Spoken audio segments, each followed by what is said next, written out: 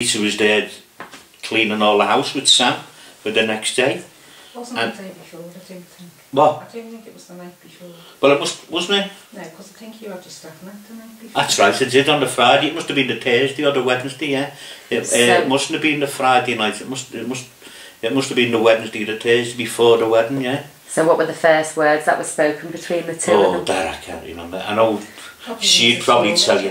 What? Probably Rita swore under their breath. I don't think Rita said anything actually, and I don't think Tony did. To be honest, I think they were introduced. What? I think they were introduced. Yeah, that said this is Rita, you know, the chief bridesmaid and this the best man. But to be honest, I don't even know how they come to get together at the wedding. I know obviously they were best man and chief bridesmaid, like, but They blamed us ever since. Well, what? So after he'd seen her that night, was anything said afterwards, or did Tony say anything about Rita afterwards, or anything like that to you? Not in the car, no. No, he just, I think he was more, like every best man, I think he was more interested in whether he was going to mess his speech up and stuff like that. I think that was more worrying him, because I was a bit of a traditionalist then, whether it's right or wrong, but I was going to have my stag night on the Friday night. I was going to have it then. And I think we were just talking about where we were going to go and what we were going to do and stuff like that. Like the pub that we all used to drink on a Friday night was a pub called the Jester off Scotland Road. And what time we were going to meet there, because I don't think I was working with Tony then. I honestly can't remember, but I think Tony was working. I'm not sure whether he'd left Big Ben or he was still there but on another site. So that period is a bit vague then. And after the wedding, as I say, they just got together, and I really don't know how that happened after the wedding. You know, whether they arranged, obviously they must arrange to meet one another at the wedding or something like that. And next minute they were caught, and then they just started going out together, didn't they? Yeah, we got engaged. We got engaged and stuff like that, and went full circle then. They got yeah, I was their bridesmaid, and that was that. Like we used to call to Rita's house, didn't we? Because my family knew them as well, and Rita's brother and Rita's gang was still in the house and stuff like that, and we'd go meet Rita there, wouldn't we, and go out and stuff like that every so often. Yeah. We'd see them there from Woodstock Gardens. But that's basically Tony's thing, like the night of the engagements is, I don't know whether it's famous or infamous really. You could either way. Tony decided to invest in his own alcohol, but I believe you're supposed to leave it for a period of time, not a period of hours.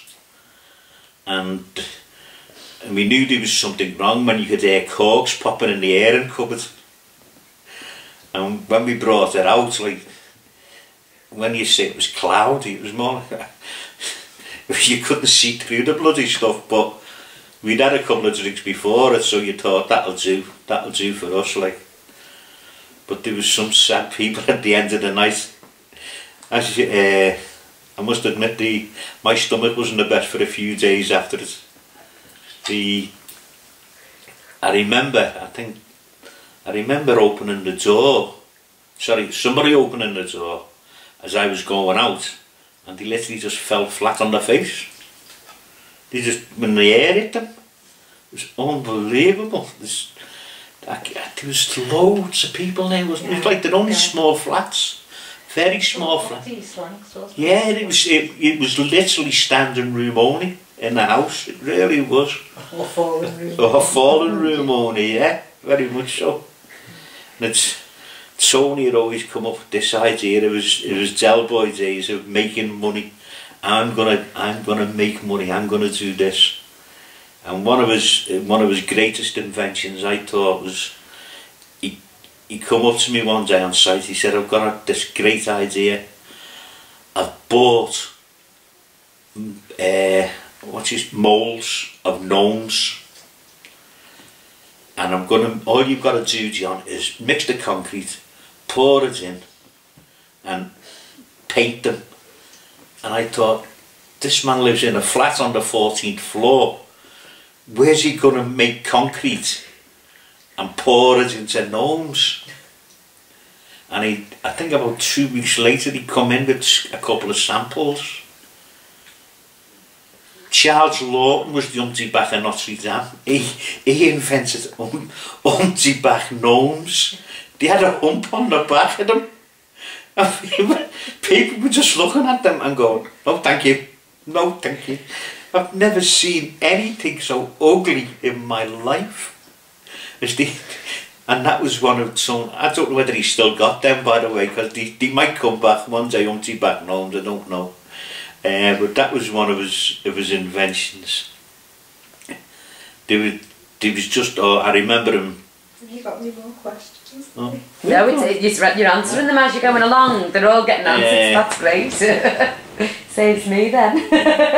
when he worked for Youngerman, he kept coming up to me and saying, I've invented a fitting for this, or I've invented a fitting for that. And as I say, the Del Boy's famous saying is, I'm going to be a millionaire next year.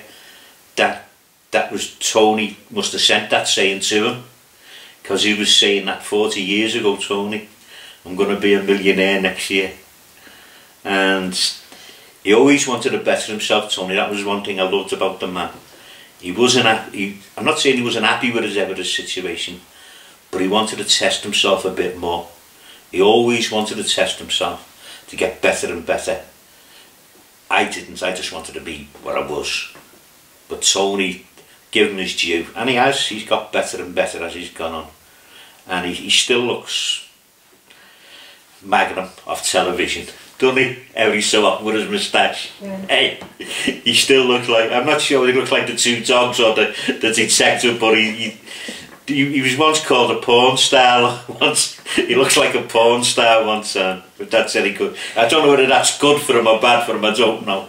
But when he used to have the moustache in his early days, we used to, I can't remember one of them. There used to be a lad who used to knock around with. And he always took the shine off Tony. But this lad was, in them days, Tony, he just looked the part all the time. Tony was always smart. Well, he wasn't actually, he was a scruff in his younger days.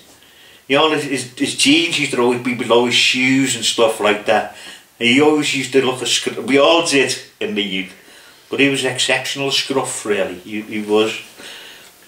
Until he went out of my night. But in work, he used to smoke, I'm not sure he used to smoke rollies. Yeah. He looked like an old penny stamp sometimes sitting there on the scaffold. Yeah. Does he still smoke, by the way? No, he packed them in. That's good. But that's about a lot I can tell you about Tony, really, that I can remember. The only thing I can tell you is that he was a very, very good mate in them days. It was a pleasure to know him, it really was. And I think he's found his perfect match in Rita. I really do. And I'm sorry, if he's going to see this, Tony, we're sorry that we can't be there. And give us a ring after we get back and we'll come up to your country and we'll have a pint with you or something like that. And have a good night, really do have a good night, Tony. That's about it. If there's anything else you'd...